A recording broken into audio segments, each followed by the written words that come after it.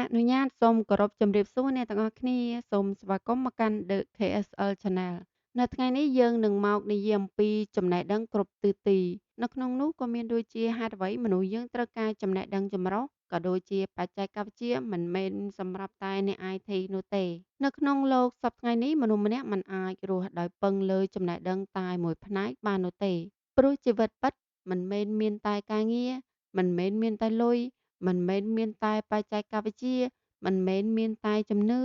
ហើយក៏មិនមែនមានតែបទពិសោធន៍ផ្ទាល់ខ្លួនឯងដែរជីវិតពិតគឺជាការលាយបញ្ចូលគ្នារវាងចំណេះដឹងជំនាញការគិតសេចក្តីសម្រេចចិត្តបទពិសោធន៍និងការយល់ដឹងអំពីមនុស្សរស់នៅជុំវិញខ្លួនពាក្យថាចែករំលែកចំណេះដឹងគ្រប់ទិសទីនេះមិនមែនមានន័យថាយើងត្រូវតែចេះគ្រប់យ៉ាងនោះទេ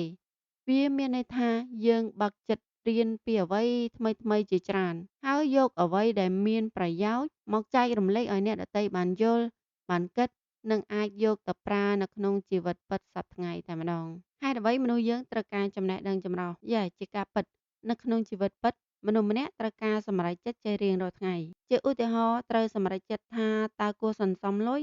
ឬក៏ចាយលុយគួរជឿព័ត៌មានមួយណាឬក៏មិនគួរជឿ គួរប្រើបច្ចេកវិទ្យាបែបណាដើម្បីជួយការងារគួរប្រើពេលវេលាជាមួយនឹងអ្វីគួរជ្រើសរើសមនុស្សប្រភេទណាមករស់នៅជិតខ្លួនសេចក្តីសម្រេចទាំងអស់នេះហើយมันអាចពឹងលើអារម្មណ៍តែមួយមុខបាននោះទេ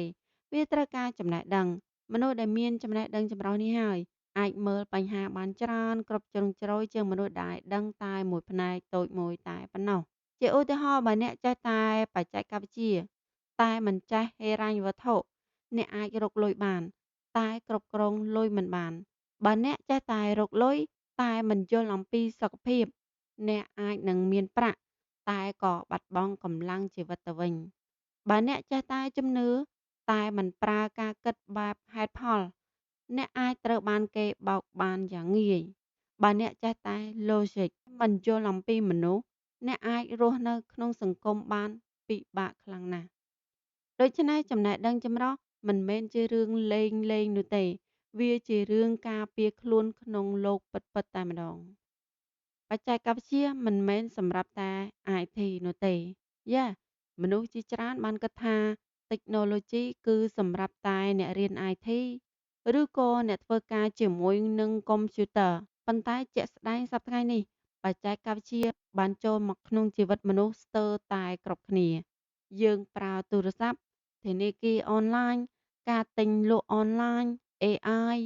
ការផ្ញើឯកសារការទំនាក់ទំនងនិងការរៀនទៅតាមប្រព័ន្ធអ៊ីនធឺណិតជាដើមបើមនុស្សម្នាក់មិនយល់អំពីបច្ចេកវិទ្យាគាត់អាចខាតឱកាសខាតពេលខាតលុយហើយអាចមានហានិភ័យផងដែរជាឧទាហរណ៍មិនយល់អំពី scam message លោកអ្នកអាចនឹងចុច link คล้ายៗមិនយល់អំពី password អាចនឹងបាត់បង់ account មិនយល់អំពី AI អាចនឹងមិនដឹងថាឧបករណ៍ទាំងនេះអាចជួយសន្សំពេលវេលាការងាររបស់លោកអ្នកបានយ៉ាងច្រើនប៉ុន្តែការរៀន technology មិនចាំបាច់ចាប់ផ្ដើមអំពីរឿងដែលពិបាកនោះទេចាប់ផ្ដើមពីអ្វីដែលប្រើនៅក្នុងជីវិតប្រចាំថ្ងៃរបៀបការពារ account របៀបប្រើប្រាស់ AI ឲ្យមានប្រយោជន៍របៀបស្វែងរកព័ត៌មានឲ្យបានត្រឹមត្រូវរបៀបប្រើ app ដើម្បីរៀបចំការងារ និងរបៀបរកឱកាសនៅតាមអនឡាញនេះជាចំណេះដឹងពិតៗដែលមនុស្សសម័យថ្មីពិតជាត្រូវការហិរញ្ញវត្ថុរកលុយបានមិនមែនមានន័យថាជីវិតប្រសើរឡើយមានមនុស្សជាច្រើនរកលុយបានប៉ុន្តែមិនសល់លុយនោះទេហេតុអ្វីព្រោះចំណូលមិនស្មើនឹងទ្រព្យសម្បត្តិនោះទេចំណូលគឺលុយដែលចូលមកទ្រព្យសម្បត្តិគឺអ្វីដែលនៅសល់ហើយអាចបង្កើនតម្លៃឲ្យយើងនៅថ្ងៃក្រោយ មនុស្សភាគច្រើនមានបញ្ហាមិនមែនដោយសារការរកលុយមិនបាននោះទេប៉ុន្តែដោយសារមិនដឹងថាលុយនៅឯណាចំណាយតូចៗជារៀងរាល់ថ្ងៃបើមិនកត់ត្រានោះទេមើលទៅដូចជាមិនសំខាន់ប៉ុន្តែបើបូកចូលគ្នាវាអាចคล้ายទៅជាចំនួនដ៏ធំចំណេះដឹងហិរញ្ញវត្ថុសាមញ្ញមានដូចជាចេះបែងចែកលុយចំណូលចេះសន្សំលុយមុននឹងចាយចេះកំណត់ចំណាយចាំបាច់ និងចំណាយចង់បានចេះជៀសវាងបំណុលដែលមិនចាំបាច់ចេះវិនិយោគលើចំណេះដឹងនិងជំនាញខ្លួនឯង នៅក្នុងជីវិតពិតមនុស្សដែលមានចំណេះដឹងហិរញ្ញវត្ថុអាចមិនមែនជាអ្នកមានភ្លាមៗនោះទេប៉ុន្តែគាត់មានឱកាសខ្ពស់ក្នុងការរស់នៅដោយស្ងប់ចិត្តជាងមនុស្សដែលរកបានច្រើនតែគ្មានផែនការជំនឿហុងស៊ុយលោកអ្នកគួរតែជឿដោយមានស្មារតីវិភាគនៅក្នុងសង្គមយើងមានមនុស្សជាច្រើនចាប់អារម្មណ៍ទៅលើរឿងហុងស៊ុយតារានិករក្បួនតារានិងជំនឿផ្សេងៗប្រធានបទទាំងនេះអាចជាផ្នែកមួយនៃវប្បធម៌ការគិតនិងការលើកទឹកចិត្តផ្លូវចិត្តរបស់មនុស្សប៉ុន្តែអ្វីដែលសំខាន់គឺយើងមិនគួរណាយកវាមកជំនួសការគិតហេតុផលទាំងស្រុងឡើយជាឧទាហរណ៍បើនិយាយអំពីហុងស៊ុយផ្ទះអ្វីដែលមាន logic ពិតៗខ្លះៗគឺការរៀបចំផ្ទះឲ្យបានស្អាតមានខ្យល់ចេញចូលមានពន្លឺគ្រប់គ្រាន់មិនរញ៉េរញ៉ៃនិងមានបរិយាកាសធ្វើឲ្យមនុស្សមានអារម្មណ៍ល្អបើផ្ទះរញ៉េរញ៉ៃមិនមានពន្លឺមនុស្សរស់នៅក៏មានអារម្មណ៍ធុញថប់ទៅតាមនោះដែរដូច្នេះភ្នែកខ្លះអាចពន្យល់បានតាមចិត្តវិទ្យានិងរបៀបរស់នៅចំណែកតារានិករអាចប្រើជាមេតិកាកម្សាន្តឬក៏ជាមធ្យោបាយឲ្យមនុស្សស្គាល់ខ្លួនឯងមួយផ្នែកតែយើងមិនគួរវិនិច្ឆ័យមនុស្សទាំងស្រុងទៅតាមថ្ងៃខែឆ្នាំកំណើតនោះទេមនុស្សម្នាក់មានចរិតដោយសារតែការអប់រំបរិយាកាសបទពិសោធន៍ការគិតនិងជម្រើសផ្ទាល់ខ្លួនដូច្នេះប្រធានបទជំនឿអាចនិយាយបានថាគួរជឿឲ្យមានតុល្យភាពគោរពវប្បធម៌ប៉ុន្តែមិនបោះបង់បែប logic រឿងរ៉ាវផ្សេងៗនៅក្នុងលោករៀនពីរឿងមនុស្សដើម្បីយល់ពីជីវិតរឿងរ៉ាវនៅក្នុងលោកមានច្រើនណាស់មានរឿងជោគជ័យនិងបរាជ័យរឿងបោកប្រាស់រឿងស្នេហារឿងអាជីវកម្មរឿងប្រទេសជាតិរឿងប្រវត្តិសាស្ត្រនិងរឿងមនុស្សធម្មតាដែលមានមេរៀនដ៏ជ្រាលជ្រៅមនុស្សឆ្លាតមិនចាំបាច់រង់ចាំឲ្យខ្លួនឯងខុសសិនទើបរៀននោះទេគាត់អាចរៀនពីកំហុសរបស់អ្នកដទៃហើយគាត់អាចមើលថា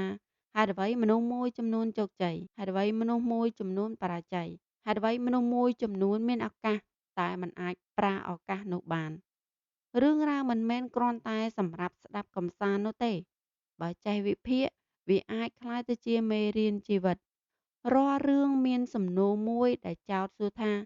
តើខ្ញុំរៀនអ្វីពីរឿងនេះចំណេះដឹងពិតមិនមែនចេះច្រើនតែយកទៅប្រើមិនបានមានមនុស្សខ្លះអានច្រើនមើលច្រើនស្ដាប់ច្រើនប៉ុន្តែជីវិតមិនផ្លាស់ប្ដូរហេតុអ្វីព្រោះចំណេះដឹងតែមិនយកទៅអនុវត្តគឺគ្រាន់តែជាព័ត៌មានមាននៅក្នុងខួរក្បាលតែប៉ុណ្ណោះចំណេះដឹងពិតធ្វើឲ្យមនុស្សផ្លាស់ប្ដូររបៀបគិតរបៀបនិយាយរបៀបសម្រេចចិត្តនិងរបៀបរស់នៅជាឧទាហរណ៍បើរៀនអំពីហិរញ្ញវត្ថុត្រូវចាប់ផ្ដើមមកចំណាយបើរៀនអំពីបច្ចេកវិទ្យាត្រូវសាកល្បងប្រើឧបករណ៍ថ្មីៗបើរៀនអំពីសុខភាពត្រូវកែទម្លាប់បន្តិចម្ដងបន្តិចម្ដងបើរៀនអំពីការគិតត្រូវចេះសួរខ្លួនឯងជាមុនជឿលើអ្វីមួយចំណេះដឹងដែលល្អបំផុតគឺចំណេះដឹងដែលអាចយកទៅប្រើបានក្នុងជីវិតពិតមិនមែនគ្រាន់តែស្ដាប់ទៅអស្ចារ្យនោះទេ Logic សំខាន់បំផុតក្នុងការទទួលចំណេះដឹងនៅក្នុងសម័យព័ត៌មានជឿនលឿនមិនមែនអ្វីដែលឃើញនៅលើតាមប្រព័ន្ធអ៊ីនធឺណិតសុទ្ធតែពិតប្រាកដនោះទេមានព័ត៌មានពិតមានព័ត៌មានคล้ายៗការផ្សព្វផ្សាយលក់ផលិតផលការបំប៉ោងរឿងនិងការបោកប្រាស់ជាដើមដូច្នេះមុនជឿលើអ្វីមួយយើងគួរសួរខ្លួនឯងថាតើព័ត៌មាននេះមានប្រភពមកពីណាតើមានភស្តុតាងទេតើអ្នកនិយាយមានប្រយោជន៍អ្វីពីការឲ្យយើងជឿតើមានមតិផ្សេងៗទៀតទេតើវាសមហេតុផលទេបើយកទៅប្រៀបធៀបនឹងជីវិតពិតមនុស្សដែលមានចំណេះដឹងគ្រប់ទិសទីនេះហើយត្រូវមានសមត្ថភាពមិនត្រឹមតែទទួលព័ត៌មានទេប៉ុន្តែត្រូវចេះឬក៏ជ្រើសរើសព័ត៌មានសម្រាប់ការដឹងច្រើនតែដឹងខុសអាចគ្រោះថ្នាក់ជាងមិនដឹងផងដូច្នេះការចែករំលែកចំណេះដឹងគ្រប់ទិសទីនេះគឺជាគំនិតមួយដែលសមស្របណាស់សម្រាប់សម័យនេះព្រោះមនុស្សសពថ្ងៃត្រូវការចំណេះដឹងច្រើនផ្នែកដើម្បីរស់នៅធ្វើការរកលុយការពារខ្លួនសម្រេចចិត្តនិងយល់អំពីពិភពលោកខាងក្រៅ